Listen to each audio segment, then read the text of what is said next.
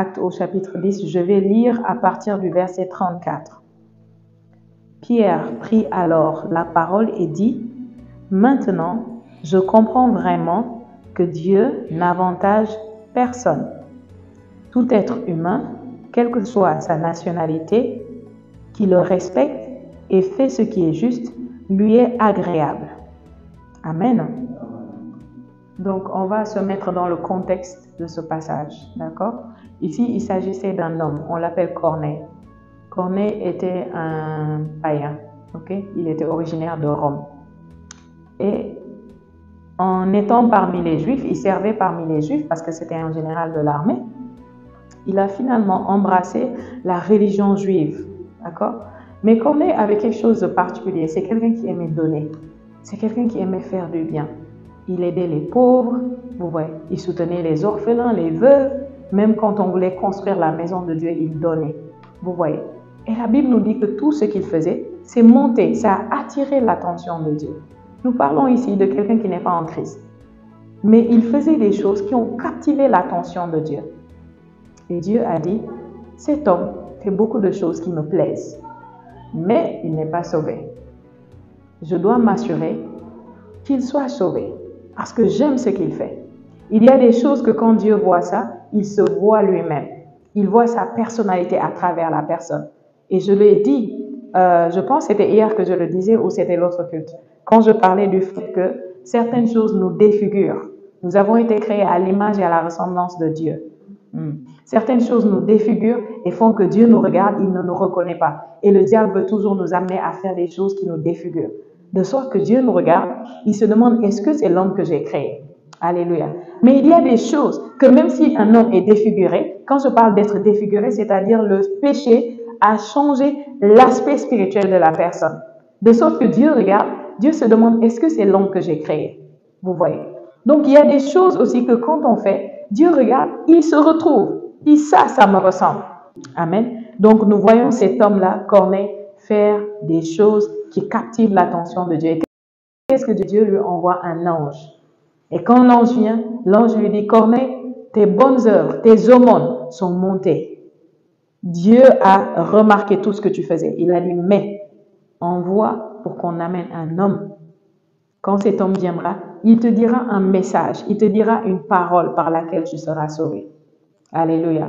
Vous savez, parfois, quand on demande aux gens comment être sauvés, ils nous disent, les hommes de Dieu d'avant, les prophètes sont venus et ils nous ont donné des instructions.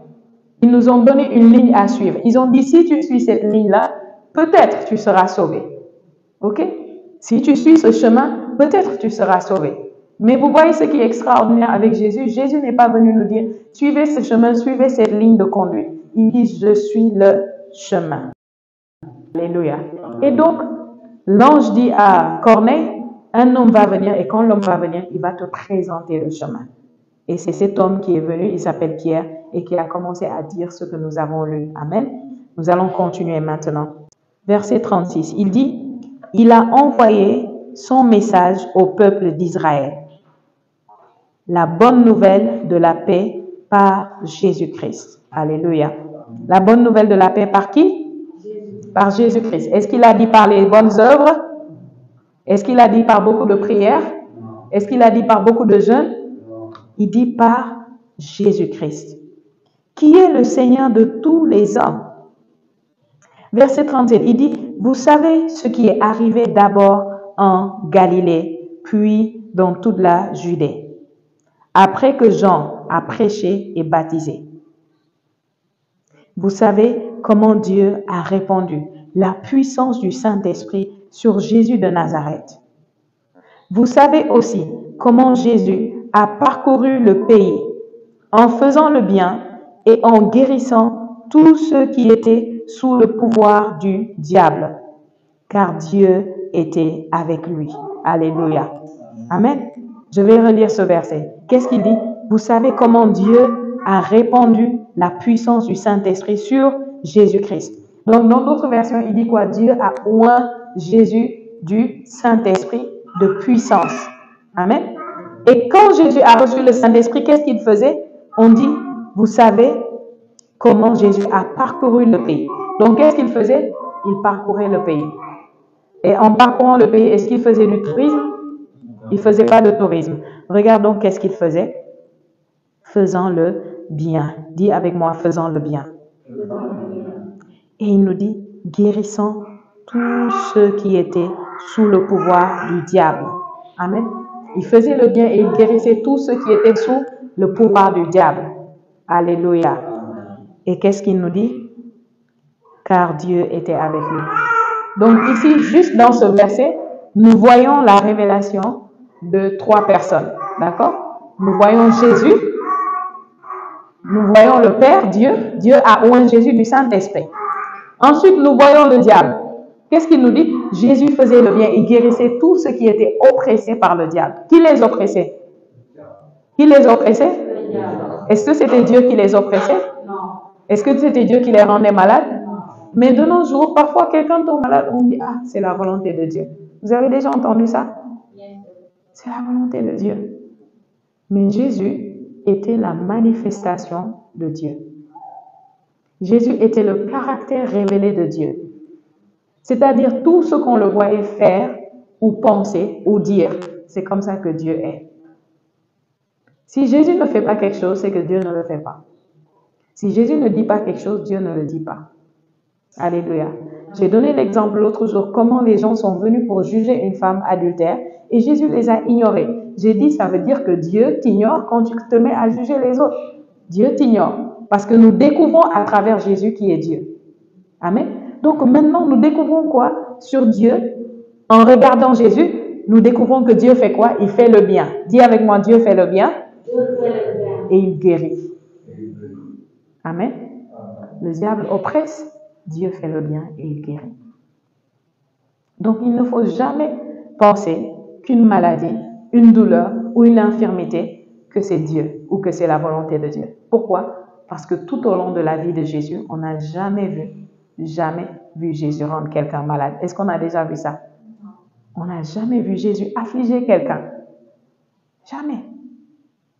Donc, ça veut dire que Dieu ne le fait jamais. Si Jésus l'avait fait une fois, on pourrait douter et se dire, ah, parfois c'est Dieu, parfois c'est le diable. Mais ce n'est jamais Dieu. Vous savez, il y a des années de cela, j'étais très malade et j'étais très jeune. Et la maladie menaçait ma vie littéralement. C'est-à-dire que l'une des dernières fois que j'ai vu le médecin, il a dit à tout moment, elle peut partir. Parce que la maladie attaquait mon cerveau, attaquait mon corps et je faisais des crises. Et quand je faisais des crises, ça créait des lésions. Je ne pouvais même pas marcher. Quand je faisais des crises, on devait me soulever comme un bébé pour amener à l'hôpital. Et il y avait quelque chose. J'aimais beaucoup Dieu et je priais Dieu. D'accord? Je ne connaissais pas ce que je connaissais aujourd'hui. J'étais, on va dire, religieuse. D'accord? J'étais très religieuse. Je faisais beaucoup de prières. Je récitais, comme vous savez, les prières qu'on récite. Je passais beaucoup de temps à réciter des prières, vous voyez, à prier Dieu. Et j'ai pensé, parce que j'avais lu très tôt, en étant adolescente, des livres et des histoires de saints. Vous connaissez les saints? Les saints de l'Église catholique. Je lisais leurs histoires et bizarrement, j'étais tombée sur des histoires des saints comme Sainte Thérèse de l'Enfant Jésus, des saintes comme Chiara Luz, peut-être vous pourriez ne pas la connaître, elle n'est pas aussi. Des saints comme Saint François Xavier. Et ça, c'était des personnes qui sont mortes très tôt, qui aimaient Dieu, qui étaient passionnées, qui priaient beaucoup, mais qui sont tombées malades et qui sont morts. Les 3 cas que je vous ai cités, Sainte Thérèse était celle qui était plus âgée. Elle est décédée peut-être à 24, 25 ans. Ok? L'autre que j'ai cité, elle avait peut-être 18 ans, 19 ans. Le petit garçon, Saint François Xavier, je pense c'était entre 14 et 15 ans. D'accord? Donc, j'ai pensé, en lisant ces histoires, que, donc, si on est saint, parce que j'avais une autre compréhension de la sainteté à l'époque. Aujourd'hui, je sais que nous sommes tous des saints. Dès que tu crois en Jésus, tu es un saint. Comment tu es saint? Tu es saint par la présence du Saint-Esprit. C'est le Saint-Esprit qui rend saint. Tu as le Saint-Esprit, il t'a rendu saint. Ce n'est pas parce que tu fais beaucoup. La sainteté et la perfection, c'est 2 choses différentes. La Bible nous dit, Dieu a fait des dons à l'Église. Lorsque Jésus est ressuscité et qu'il est monté aux cieux, il a donné des apôtres, des prophètes, des évangélistes, des pasteurs et des docteurs pour le perfectionnement des saints. Ce qui veut dire qu'ils sont saints, mais ils ne sont pas parfaits. La perfection est quelque chose que nous devons atteindre. La sainteté est un don de Dieu, c'est une nature. Tu ne fais pas quelque chose pour l'avoir. Vous pouvez prendre le plus grand bandit, ok?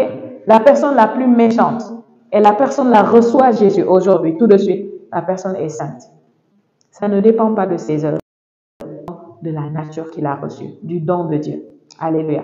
Donc, si Dieu dit les saints doivent être perfectionnés, ça veut dire que les saints ne sont pas parfaits.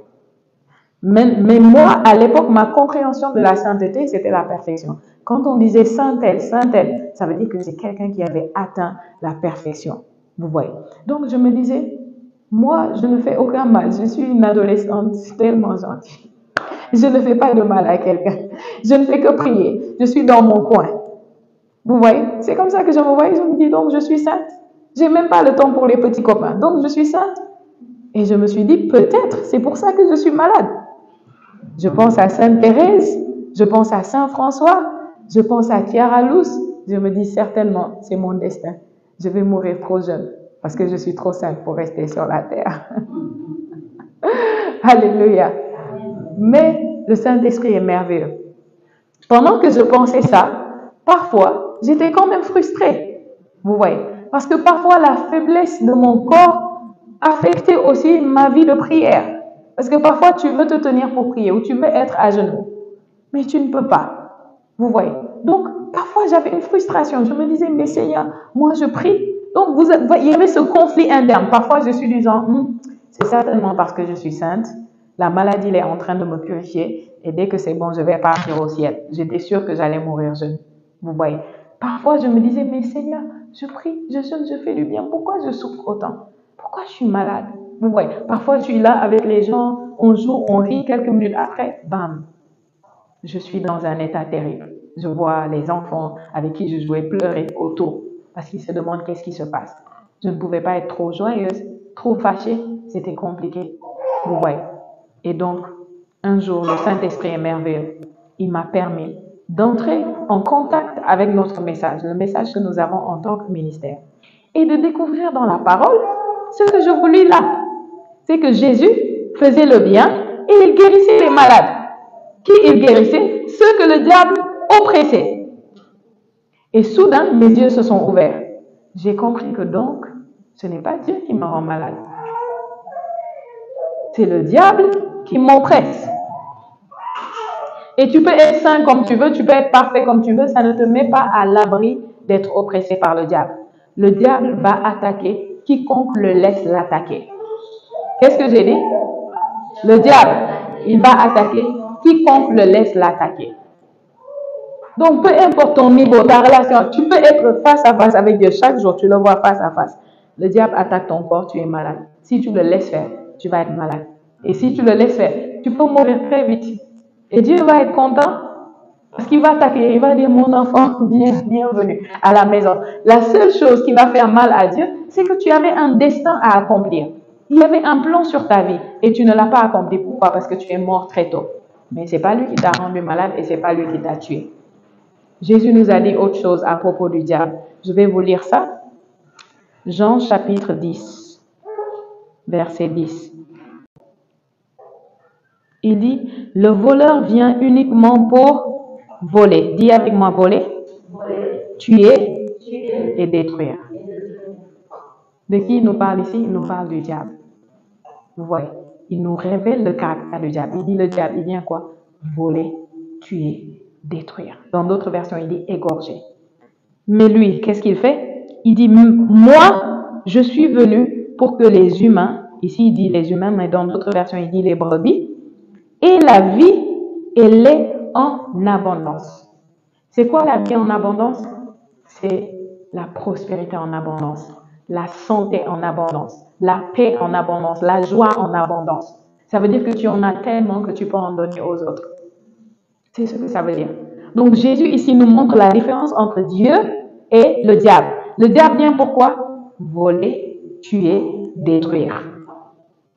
Donc Dieu ne vole pas, ne tue pas, ne détruit pas. Parfois une femme va accoucher et quand elle accouche, elle part. Et tout le monde pleure. Et oh, qu'est-ce qui s'est passé? C'était la volonté de Dieu. En disant ça, vous allez contre la parole de Dieu. Pourquoi? Parce que Dieu nous a dit que lui, il ne tue pas. Qu'est-ce qu'il fait? Il donne la vie. Et pas juste la vie en abondance. C'est ce qu'il donne. Donc Dieu n'est pas le maître de la douleur. Vous voyez? Parfois, je pense que c'était l'année passée. Oui, je crois que c'était l'année passée. J'ai ma soeur. Non, c'était l'année d'avant. Ma soeur était partie à un mariage et moins d'un mois après, elle a appris le décès du monsieur qui se mariait. Il a fait moins d'un mois de mariage. Et la même période, il y avait une autre sœur qui a été à un autre mariage là. Ils se sont mariés, un jeune couple, tous les deux de jeunes couples. La fille est décédée une semaine après. Et les gens disaient, ah, c'est la volonté de Dieu. Est-ce que c'est la volonté de Dieu? Non. Si nous disons que c'est la volonté de Dieu, ça veut dire que Dieu a tué, il a détruit et il a volé. Et ça, ce n'est pas son caractère. Jésus avait été rempli du Saint-Esprit. Il allait partout dans le pays faisant le bien et guérissant ceux qui étaient oppressés par le diable. Jusqu'à ce que tu comprennes cette réalité, le diable va essayer de détruire ta vie. Parce que si tu n'es pas sûr et que tu penses que peut-être que c'est Dieu, tu n'auras pas la force de résister. Ce qui m'a sauvé la vie et qui fait que je suis là aujourd'hui et que je peux partager la parole avec vous des années plus tard, c'est que j'ai finalement compris que non, c'est pas Dieu, c'est le diable. Et si c'est le diable, je dois lui résister. Je peux utiliser le nom de Jésus, je peux utiliser la parole de Dieu et détruire son pouvoir et son emprise sur ma vie. Et j'ai pris la parole de Dieu et j'ai accepté ce que la parole de Dieu disait. Laissez-moi vous lire autre chose que la parole de Dieu dit. Dans 3 Jean, chapitre 2, verset 1. Amen. Qu'est-ce qu'il nous dit? Il dit, bien-aimé, je souhaite que tu prospères à tous égards et que tu sois en bonne santé. Amen. C'est Dieu qui parle. Il dit, bien-aimé, je souhaite que tu prospères à tous égards et que tu sois en bonne santé, comme prospère l'état de ton âme. N'oubliez jamais ça. C'est Dieu qui te parle. Mets ton nom là-bas. Dieu appelle ton nom, il te dit Yolande, il dit Mario, il dit Ami, il dit ma fille Béatrice. Je souhaite que tu prospères à tous égards. Est-ce que vous entendez ce que ça veut dire? C'est ça la vie en abondance, que tu prospères à tous égards et que tu sois en bonne santé, comme prospère l'état de ton âme. Ne l'oublie jamais. Ça, ce sont les passages qui m'ont ouvert les yeux. Et soudain, j'ai compris que non, en fait, le diable veut me voler. Il veut détruire ma santé, détruire mon corps. Il veut me voler ma vie. Et en me volant ma vie, il va voler ma destinée. Il veut me tuer. Qu'est-ce que je fais? Je refuse. Et vous savez ce que j'ai commencé à faire? J'ai commencé à prendre tous les passages. Je n'oublierai jamais ça, ça m'a pris du temps. Parce qu'à l'époque, je n'avais pas des gens pour m'imposer les mains, prier pour moi, je ne connaissais pas tout ça. Vous voyez, j'allais à l'église catholique. Qu'est-ce que j'ai fait? J'ai pris la Bible, j'ai commencé à mettre dans mon cahier des passages qui parlent de ma santé, de ma force, de mon corps. Les passages comme ceux que je viens de vous citer. Dieu veut que je sois en bonne santé et que je prospère à tous égards, comme prospère l'état de mon âme. Des passages comme votre corps est le temple du Saint-Esprit. J'ai mis ça. Et moi, ce que j'ai expérimenté, c'est que mon corps était le temple de la maladie. Beaucoup de maladies. C'est ce que j'ai expérimenté. Je souffrais de, je pense, 5 maladies comme ça. 5 maladies. C'est l'une d'entre elles était plus grave. C'est celle-là qui devait m'amener trop tôt devant Jésus. Vous voyez, j'ai commencé à dire non. Mon corps n'est pas le temple de la maladie. Mon corps est le temple du Saint-Esprit. On dit ça dans les confessions, non? Ça date que j'ai compris cette phrase. J'ai dit non. À partir de maintenant, mon corps n'est pas le temple de la maladie. Mon corps est le temple de l'Esprit. Et le Saint-Esprit, comme Jésus, parce que Jésus, le Père, le Saint-Esprit, ils sont un, il est le bon berger. Il donne la vie en abondance. S'il est dans mon corps, j'ai la vie en abondance. J'ai la santé en abondance. J'ai la guérison en abondance. Bien aimé, c'est la compréhension de ça qui m'a sauvé la vie. Imaginez si j'étais partie à l'époque au ciel. Jésus m'aurait accueilli, je serais sur mon monde, ma génération. tous ceux qui étaient censés bénéficier, alléluia, de ce que j'ai. Vous qui êtes là et qui êtes en train de m'écouter, alléluia. Si j'étais partie, qui serait là en train de partager la parole avec vous? Personne. Vous ne... Certains de ceux qui ont été sauvés depuis lors ne seraient pas sauvés. Je ne compte pas le nombre de personnes depuis lors. Ce que je vous dis là, ça date. C'est dans les années 2013-2014. Amen. Mais j'ai compris que Dieu fait du bien, Dieu guérit. Amen. Le diable fait quoi? Il vole, il détruit, il égorge. Donc là où tu es en crise, quand tu comprends ces choses, et peut-être à la maison, ton enfant ou quelqu'un tombe malade, une douleur, une crise, tu te souviens que, Satan, je t'ai vu.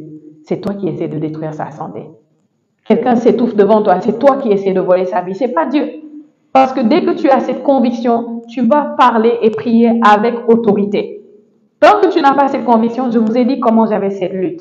Aujourd'hui, je me dis, c'est parce que je suis sainte. J'irai au ciel trop vite. Demain, je me dis, Seigneur, est-ce que tu ne vois pas ma douleur? Pourquoi tu me laisses souffrir comme ça? Pourtant, je fais beaucoup de choses pour toi. Amen. Parce que je n'avais pas la conviction, je n'avais pas la connaissance, je n'avais pas la révélation. Alléluia. Aujourd'hui, c'est cette révélation que je veux te transmettre. Tu peux te lever, peut-être tu avais l'abondance, tu jouissais de l'abondance. Soudain, tu commences à voir que tu expérimentes le manque. Le manque. Ne dis pas, Dieu. Surtout si tu sers Dieu, tu es passionné, tu vas à l'église, tu fais toutes ces choses, tu te lèves, il n'y a plus d'argent, il n'y a même pas à manger à la maison. Ne dis pas, Seigneur, qu'est-ce que c'est que ça? Toi-même, tu sais que je vais à l'église. Toi-même, tu sais que je fais ci, je fais ça. Pourquoi? Écoutez-moi très bien.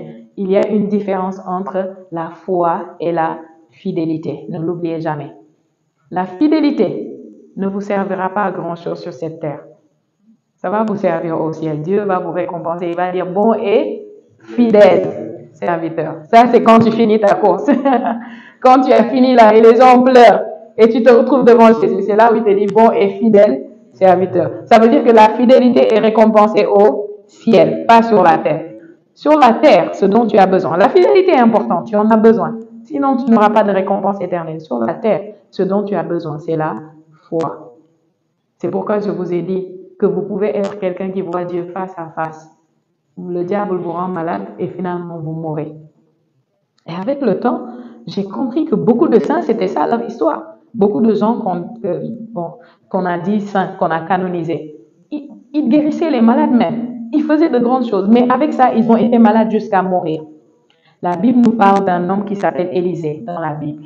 Qui a déjà entendu parler de Élisée? C'était un grand prophète. Il a fait de grandes choses. Élisée, il a même ressuscité les morts. Mais un jour, la Bible nous dit qu'il était si malade qu'il est mort. Dis avec moi, Élisée était si malade qu'il est mort. Et un bon prophète qui fait de grandes choses. Mais vous savez ce qui est étonnant? Quelques versets après nous avoir dit qu'il était si malade qu'il est mort, on nous dit qu'un jour, Israël était attaqué par les Philistins. Les Philistins, c'était les méchants. Ils aimaient attaquer Israël. Et vous savez, ça n'a pas cessé. Est-ce que vous savez que les Palestiniens, là, c'est eux les Philistins? Qui sait ça? C'est vrai. Les Palestiniens sont les descendants des Philistins. Vous lisez toute la Bible, vous voyez que les Philistins ne font qu'attaquer. C'est eux, ça n'a pas cessé. L'histoire continue. Malheureusement, beaucoup d'innocents perdent leur vie dedans, y compris des innocents dans la terre palestinienne. Vous voyez. Mais c'est eux, ce sont leurs descendants. Donc, ils venaient attaquer Israël. Et il y avait des gens, ils transportaient un mort pour aller l'enterrer. Et pendant qu'ils transportent le mort comme ça, en train de pleurer, soudain, les Philistins attaquent. Tout le monde fuit. Vous voyez, l'armée ennemie est en train de vous attaquer. Vous avez mal, c'est vrai, vous avez un mort, mais vous ne voulez pas le rejoindre. Les gens, vous savez, dans les cimetières, les gens ont beau pleurer, ils ne vont pas entrer dedans. Vrai ou faux? Qui a déjà vu quelqu'un entrer? Ils vont pleurer, ils vont dire, c'est douloureux, tu vas nous manquer, mais personne ne veut te rejoindre là-bas. Aïe, ils ne vont pas te rejoindre. Tout le monde veut aller au ciel, mais pas trop vite. Amen. Donc, ils ont dit, lui, il est déjà mort. Nous, on n'est pas encore mort. On va juste le balancer et puis on va fuir pour nos vies. Donc, il s'est passé quelque chose d'étonnant. Parce que Dieu veut toujours prouver qu'il n'avait rien à voir avec la mort de son serviteur. Ils auraient pu balancer ça. La première tombe qu'ils ont trouvée, parce qu'à l'époque, les tombeaux, c'est pas comme maintenant où on creuse, on ferme, on met ça. C'était pas comme ça. Vous voyez. À l'époque, les tombeaux, c'était comme ça. C'est qu'on prend un rocher et on creuse dans le rocher. Vous voyez. Et on passe à l'intérieur et on pose quelque chose. C'est comme ça qu'on les enterrait. Donc, le tombeau sur lequel ils sont tombés, c'était le tombeau du prophète Élisée, où il ne restait plus que les ossements. Il est mort depuis. Et qu'est-ce qu'ils ont fait? Bam! Ils ont balancé le mort. Mais pendant qu'ils couraient comme ça, le mort les a dépassés en train de courir. Qu'est-ce qui s'est passé? La Bible nous dit que dès que le mort a touché les ossements d'Élisée, bam! Il est revenu à la vie. Oh, acclame pour le Seigneur. Alléluia.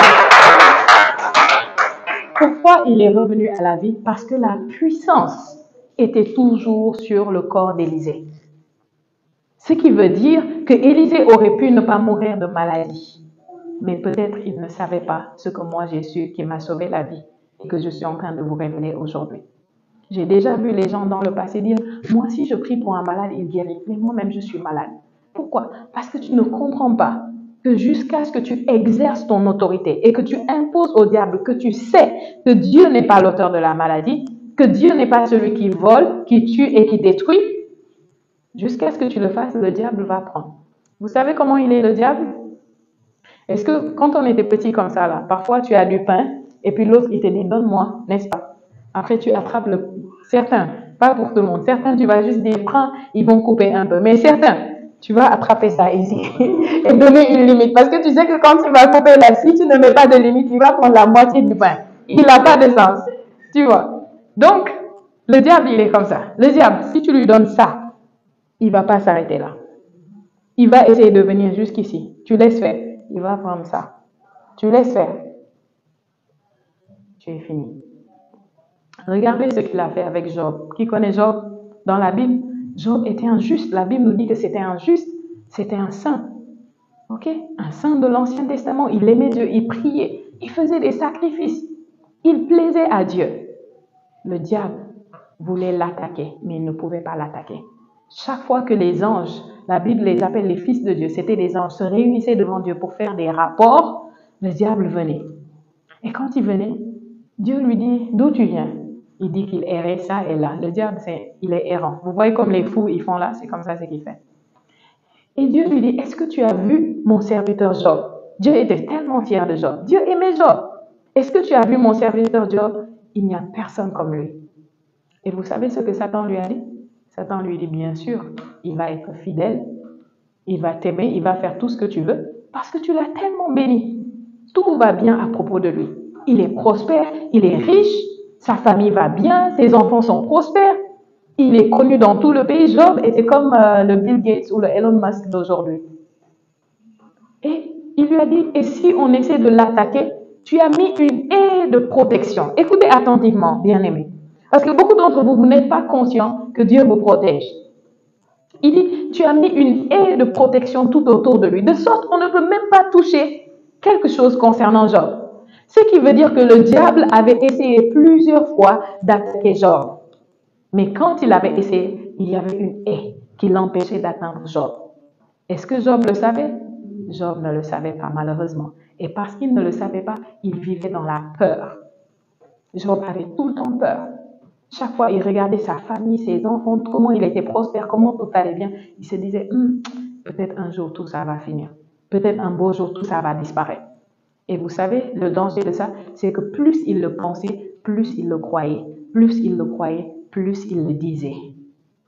Et il n'y a pas plus puissant pour détruire la protection de Dieu sur ta vie que ta langue. La Bible dit que le pouvoir, la mort et la vie sont au pouvoir de quoi? De la langue. Est-ce qu'il a dit au pouvoir du couteau? Est-ce qu'il a dit au pouvoir du poison? Il dit la mort et la vie sont au pouvoir de la langue. Donc Job, parce qu'il avait peur, parce qu'il ne savait pas ce que Dieu avait fait, par inquiétude, il a commencé à vocaliser ce qu'il ne fallait pas. Et nous avons la preuve parce que plus tard, il a dit ce que j'avais tant craint, c'est ce qui s'est produit. Il avait craint ça, il avait contemplé.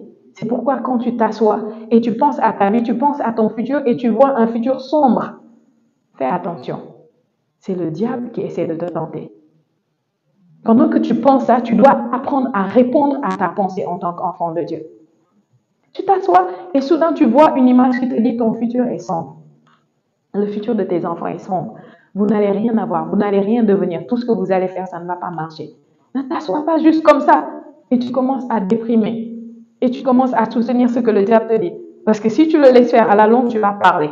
Et son objectif, c'est de te faire parler. Parce que dès que tu parles, tu lui donnes l'autorisation. Qu'est-ce que tu fais? Tu commences à répondre. Tu commences à dire ce que la parole de Dieu dit à propos de toi. La Bible dit quoi à propos du juste? Proverbe 4, verset 18, il dit, le chantier du juste est comme un chemin, une lumière, pardon. Le sentier du juste est comme une lumière qui devient de plus en plus brillante jusqu'au point du jour. Le point du jour, c'est midi. C'est l'heure où le soleil brille dans son éclat. Il dit, la vie du juste est comme ça. Ça peut commencer dans le noir. Alléluia. Ça peut commencer sombre. Amen. Mais il dit, ça fait comme ça. Ça fait comme ça. Ça avance jusqu'au point du jour, jusqu'à ce que ça soit comme le midi. Alléluia. C'est ce que la Bible dit à propos de toi. Donc, quand le diable te donne des images du genre, ton avenir est sombre, tu dis non. Au nom de Jésus, je rejette cette image. Mon sentier est le sentier du juste. Ma vie est de plus en plus brillante, de plus en plus éclatante. Peu importe les ténèbres que j'expérimente aujourd'hui, je sais, la Bible dit, les larmes, les pleurs peuvent durer une nuit, mais au jour vient les cris de joie et les rires. Alléluia. Il y a des nuits qui sont longues, n'est-ce pas? Mais le jour va se lever. Alléluia. Tu commences à parler comme ça. Tu dis, l'Éternel est mon berger. Je ne manquerai de rien. Il me conduit dans de verts pâturages. Alléluia. Il me conduit au calme près des eaux paisibles. Amen. Le Seigneur a un projet de bonheur et non de malheur pour moi. Et c'est ce projet qui va s'accomplir pour moi. C'est comme ça que tu parles. Et en parlant comme ça, tu contrecarres le plan de l'ennemi. Parce que ce que beaucoup ne savent pas, c'est que le diable, il peut venir chuchoter à tes oreilles. Seulement, il n'est pas visible. Donc toi, tu vas penser que c'est tes pensées. Tu vas penser que c'est toi qui penses comme ça. Parce que tu ne le vois pas. Mais c'est pas ça. C'est lui qui te parle. Tu dois apprendre à reconnaître ses pensées et à les contrecarrer par la parole de Dieu. C'est une pensée, mais ouvre la bouche et parle. C'est ce que Job ne savait pas. Donc, un jour, finalement, parce qu'il a parlé, il a vocalisé la peur, la protection que Dieu avait mise a été désactivée. Et Dieu dit à Satan, regarde, tout ce qu'il a est à toi maintenant. Pourquoi? Parce qu'il a détruit la protection en parlant négativement. Et Dieu lui dit, ne touche pas ses cheveux, ne touche pas sa vie. Et qu'est-ce qui s'est passé? Le jour même. Dis avec moi le jour même. Aïe, le diable est méchant. Qu'est-ce qu'il a fait? Il a commencé à tuer, détruire, voler. Tout a été détruit. Les enfants sont tous morts le même jour. Les troupeaux de chèvres, de chameaux, de moutons, tous le même jour. Tout est mort. Les champs détruits. Les seuls qui survivaient, c'est ceux qui venaient pour annoncer à Job le malheur. En fin de compte, Job lui-même, il l'a rendu malade. Tout le corps. La Bible dit que son corps était rempli de ulcères. Il était méconnaissable. Sa femme lui dit, maudit Dieu et meurt. Parce que ta vie là, lui-même, il a maudit le jour de sa naissance. La vie que tu as maintenant, ça ne vaut pas la peine. Amen. Mais qu'est-ce qui a causé ça? Plus tard, quand Dieu est venu voir Job, Job s'est repenti, il a demandé pardon. Il a dit, j'ai entendu parler de toi, mais je ne t'avais pas vu. Aujourd'hui, je t'ai vu de mes propres yeux. Et qu'est-ce qui s'est passé? Dieu l'a restauré. La Bible nous dit que Dieu lui a donné 7 fois ce qu'il avait perdu. Ici encore, dans cette histoire, nous voyons que Dieu n'était pas celui qui a volé, détruit, égorgé. Quand Dieu est venu, il a donné la vie et la vie en abondance. Alléluia. Donc, bien-aimé, Dieu veut que tu sois convaincu de ça. Sois convaincu. Il dit dans Jérémie 29, mes projets pour vous ne sont pas des projets de malheur, mais de bonheur. Je veux vous donner un avenir plein d'espérance. Le genre d'avenir que quand quelqu'un rêve, c'est ça qu'il veut. C'est ce que je veux vous donner. Alléluia. Un jour, il y avait un homme, il comprenait ces choses-là. On l'a juste appelé pour dire ta sœur a fait un accident. Il aimait beaucoup sa sœur. Et Imaginez à quel point il est perturbé au moment où on lui dit ça. On lui a dit, ta sœur a fait un accident grave, elle est dans un état critique. Quand il a entendu ça, il a laissé tout ce qu'il faisait, il s'est levé pour aller voir sa sœur à l'hôpital. Et sur la route, il a commencé à penser que sa sœur va mourir. Vous voyez. Comment il pensait ça? C'est pas vraiment lui qui pensait. Il entendait ta sœur va mourir, ta sœur va mourir. Et quand il entendait ça, il voyait des images. Parce que quand le diable te parle, il va te donner aussi des images. Alléluia. Quand Dieu te parle pour ta vie, pour ton bonheur, pour ton futur, il te donne des images et tu as intérêt à les accepter. Dieu a un album photo sur toi. Le diable a un album photo sur toi. C'est toi qui décides celui que tu acceptes. Si tu acceptes celui du diable, tu es mal barré. Donc, il entend ta sœur va mourir. Elle va mourir. Elle va mourir. Et comme il comprenait les choses que je vous dis, soudain il se rebiffe. Il commence à prier en langue. Il prie en langue, il prie en langue. Et pendant qu'il prie en langue, soudain Dieu ouvre ses yeux. Et il voit deux démons. Il y a un assis là, un assis là. Ce qu'il pensait être ses pensées, c'était les démons. Il voit l'autre démon dire, ta sœur va mourir. L'autre dit, oui, elle va mourir. Ta sœur va mourir. Et alors, ils se sont mis à... soudain, quand il a commencé à parler en langue, ils étaient confus. L'autre disait, mais qu'est-ce qu'il dit? L'autre dit, je ne sais pas ce qu'il dit. Vous voyez. Et il continue à prier en langue avec ferveur. Vous savez quoi? Avec la prière en langue, quand vous priez en langue, votre foi est attisée. Amen. Et la peur et l'inquiétude vont se dissiper. Et plus ils prient en langue, plus ils étaient perturbés. Finalement, ils l'ont laissé, ils sont partis. Et il s'est mis à déclarer que sa sœur ne mourra pas, mais qu'elle vivra pour proclamer les merveilles du Seigneur. Alléluia. Et bien que l'accident était grave, sa sœur a survécu à l'accident. Alléluia.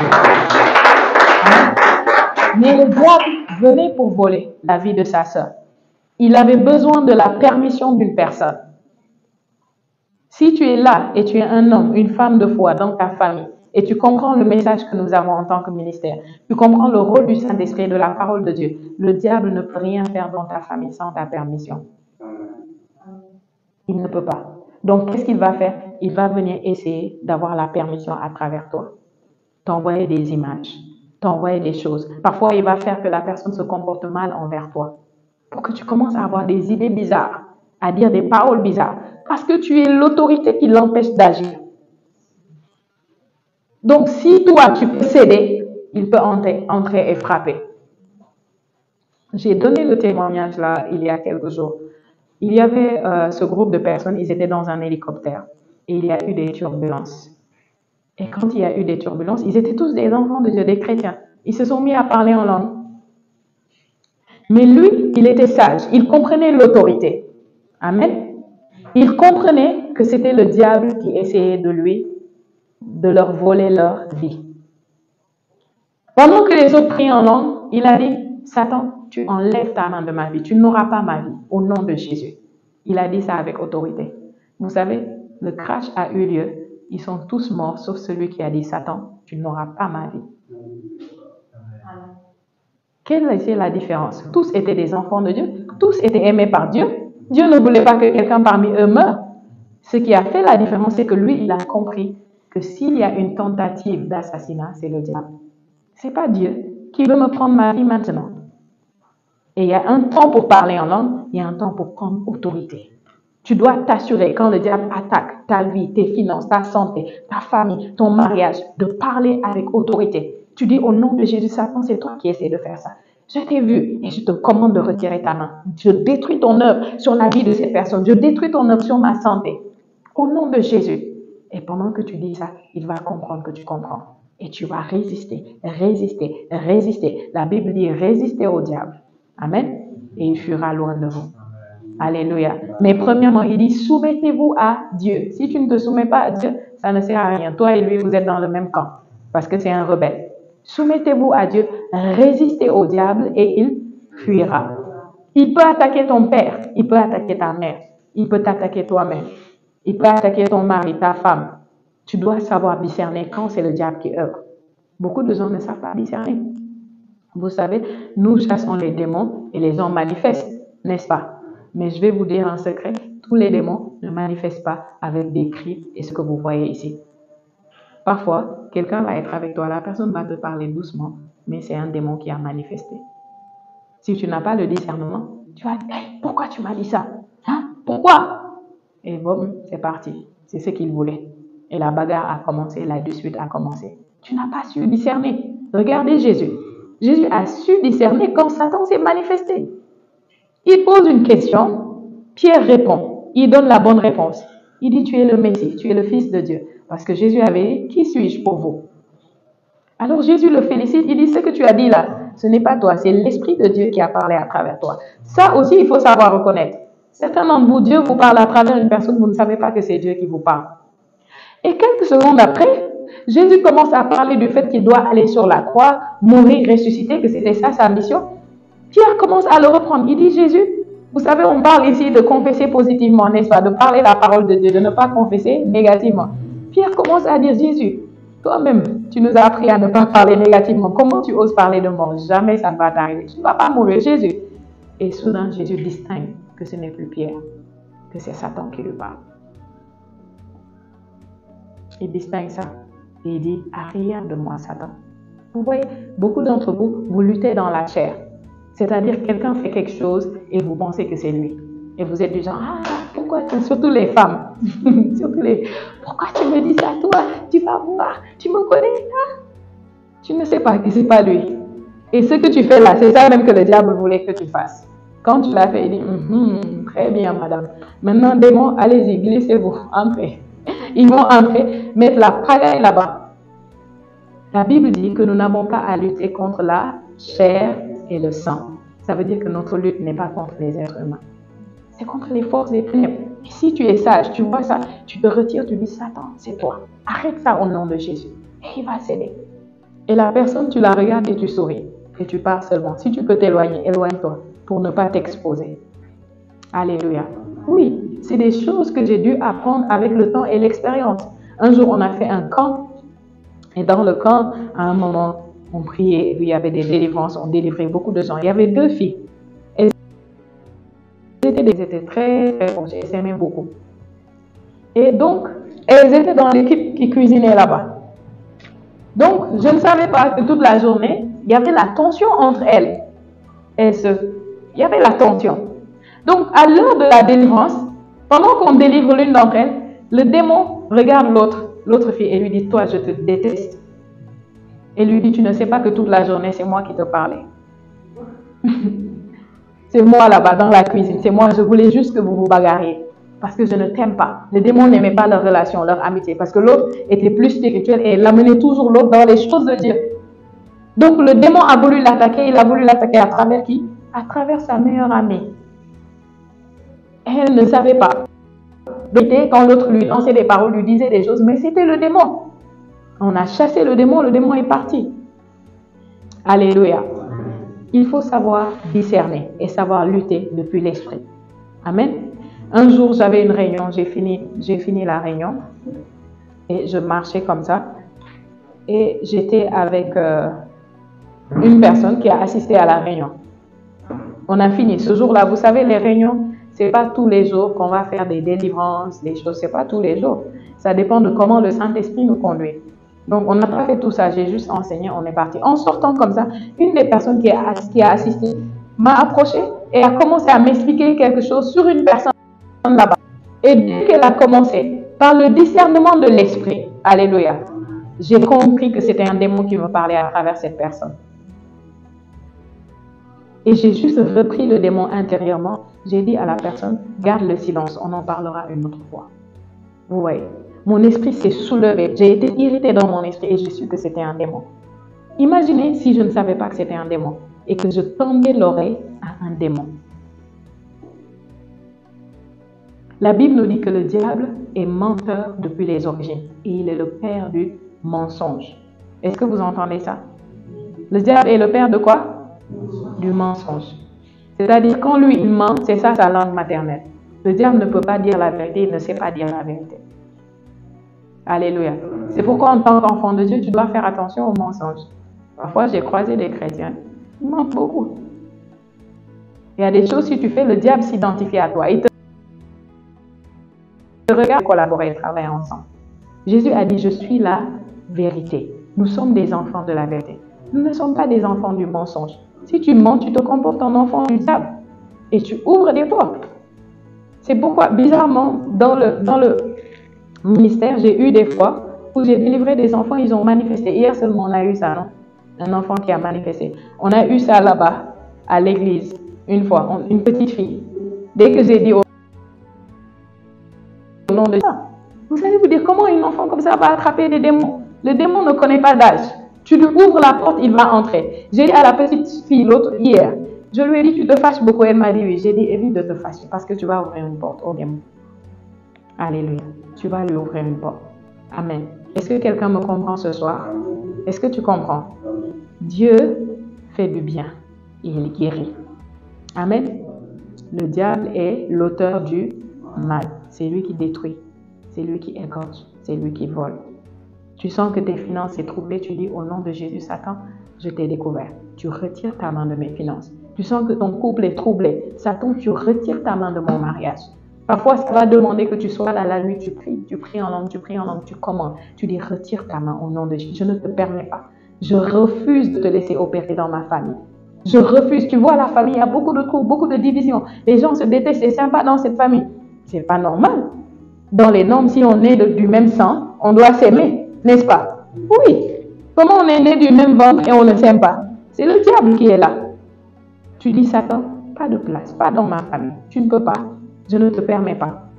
Amen. Quelqu'un est malade dans la famille. Le diable vous volait. Est-ce que